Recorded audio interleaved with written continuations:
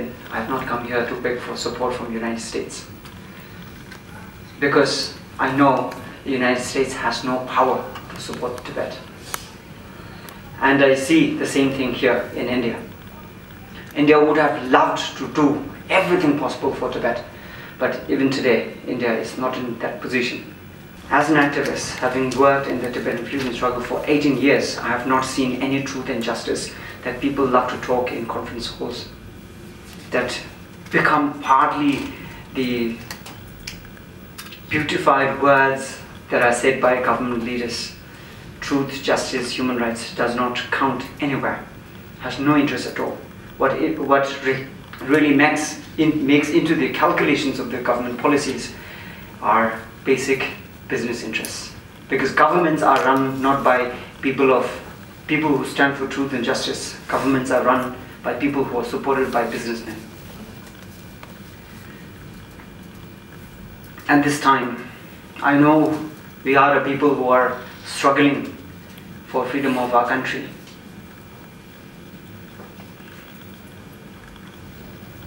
And as I speak here,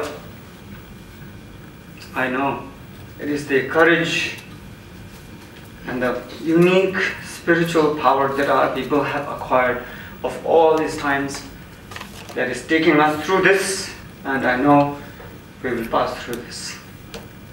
If countries around the world have won their freedom and if they are done with this, let this be. We will fight.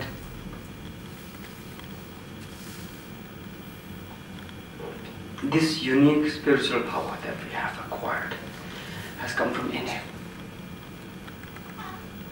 All that we are so proud, all the confidence that we have in our own people, in our own struggle, has come from India.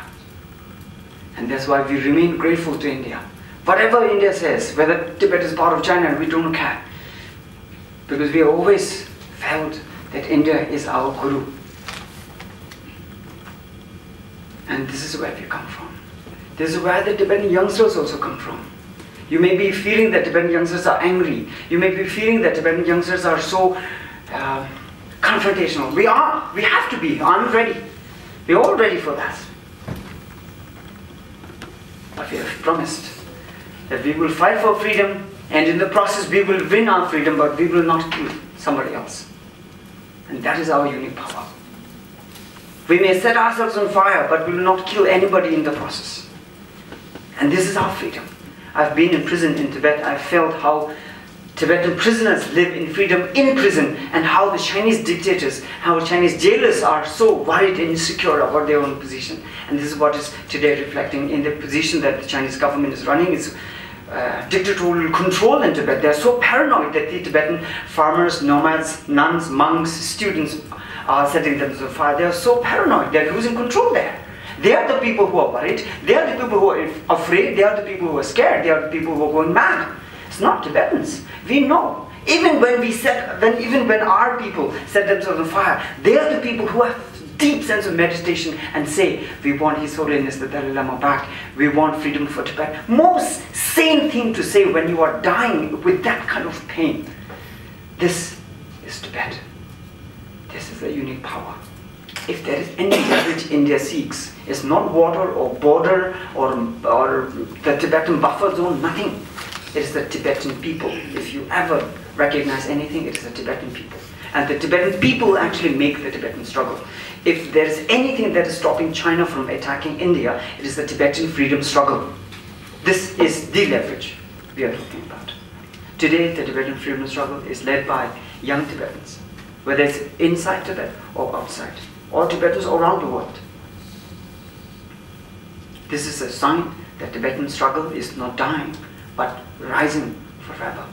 In fact, the Tibetan freedom struggle has come to the highest point, epic point. For the past 400 years, Tibetans have never been so politically aware and united in the way it is today.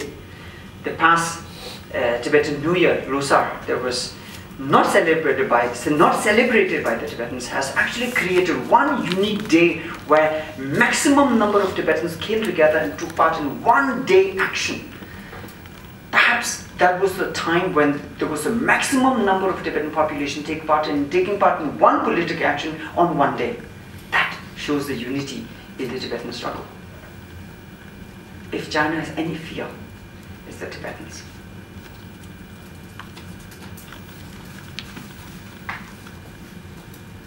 Around the world, people do talk about business. But at the end of the day, when your interest is hurt, then people take the U-turn and come back to their realization. If India wants to invest in something, it is in Chinese population. And what the Chinese population want is freedom and democracy. And with that freedom and democracy, the future of their business and political interests is much more lasting, because you invest in the civilization, not in a power. And similar goes the same kind of warning to people across the world.